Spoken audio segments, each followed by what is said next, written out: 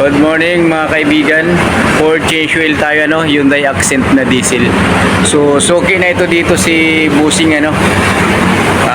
ito pinadala niya dito. Chichikin natin lahat yan. Ay nakadri na tayo, Maitim na rin ang langis niya kasi diesel. Syempre pag diesel, normal lang yun na maitim na, Wag lang yung sobrang lapo talaga na ayaw na tumulong.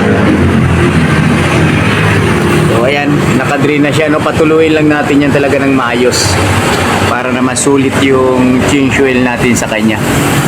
Tapos chichikin natin, manual transmission to Matagal na natin to dito customer. Bagong undercoat yan, So kaya to pina-undercoat unang-una. Malapit kasi sa dagat yung kanyang trabaho. Kaya pagka naanohan ng maalat yan, kakalawangin. Kaya pina-undercoat ka agad. Secondary clutch, maayos pa naman. Wala pa leak. Tie rod. Tie rod, saka rack end. Sabihin wala pang galaw yan. Ayos pa. Shock absorber. Sulit na sulit pa. Wala pa yung kaano-ano. So yung brake pads, chichikin natin to babaklasin natin to para makita natin yung kapal talaga ng brake pads. So ipapakita ko lang sa inyo yung gagamitin nating oil kay Accent Diesel. So ito lang mga kaibigan yung gagamitin nating langis kay Accent Diesel. Yan, for every 5,000 kilometers ang tinatagal nito bago ka ulit mag-change oil. Kung madalas mong gamitin yung sasakyan. Pero pag bihira nyo naman gamitin yung sasakyan, magbabase tayo sa buwan Pinakasagad natin 7 buwan. Kasi hanggang 6 na buwan lang to, sulit ka na dun Kung sa boundary ka na sa gamit mo na yun sa every 6 months. Kung bibihira mong gamitin. So doon tayo magbabase. Okay? Tapos syempre yung oil filter na gagamitin natin, Element Ayan NCTO 308 NCT 038. Sorry. Element Numis ang brand. So ito talaga pang Accent na diesel. Kita natin yung loob para naman makita nyo. Ayan Element oil filter, tsaka gasket, tsaka drain plug, o-ring, washer, nandiyan dyan kasama na isang seat na siya. Pinakita ko lang sa inyo para alam natin na yan yung mga kasama sa change oil natin. Balik na natin ng drain plug.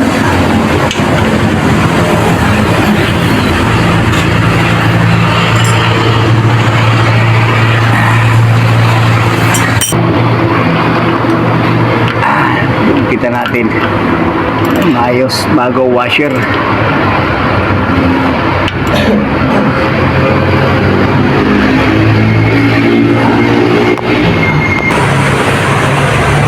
Oil filter.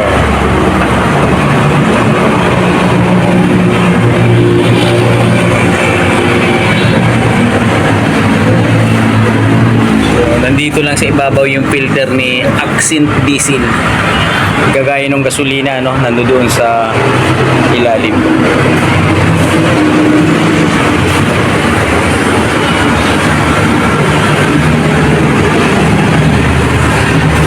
Coolant, marami pa.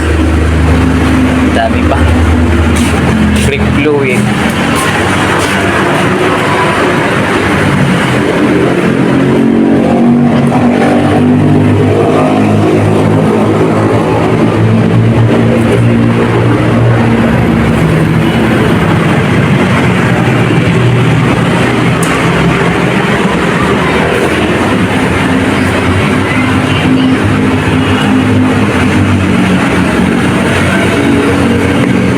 Salin na natin.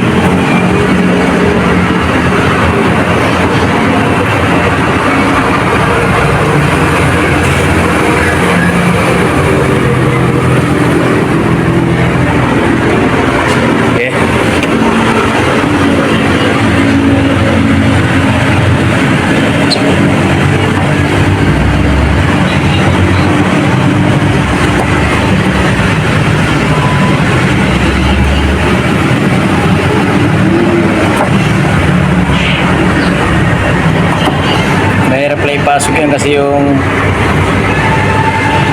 guide sa loob eh. Mahaba.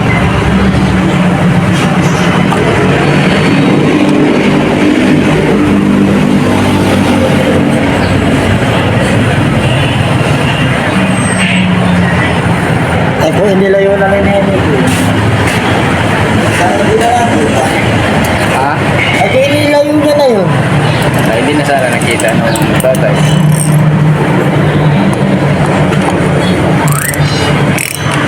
Pumunta na sila sa Davao.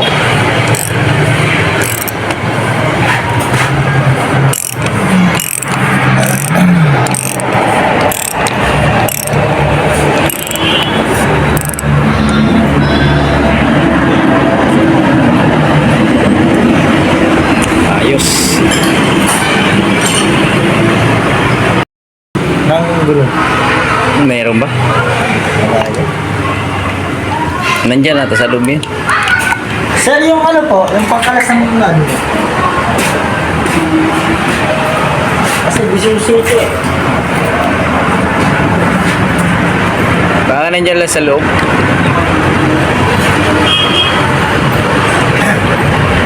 Five liters.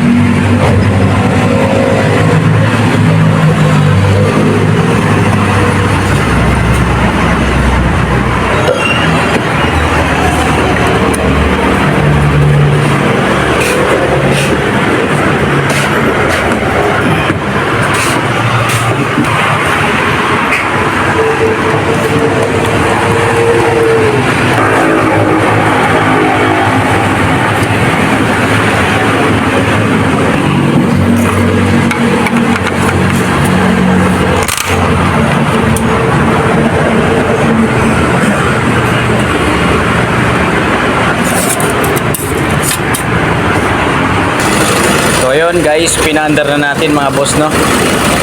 Double check natin kung may leak yung filter.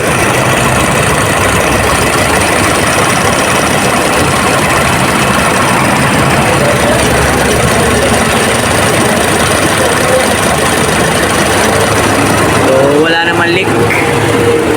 Ayos na ayos. Ayos pa lahat, coolant, brake fluid, so okay pa lahat yan mga bossing. Alright, so chichikin na natin ang lanis.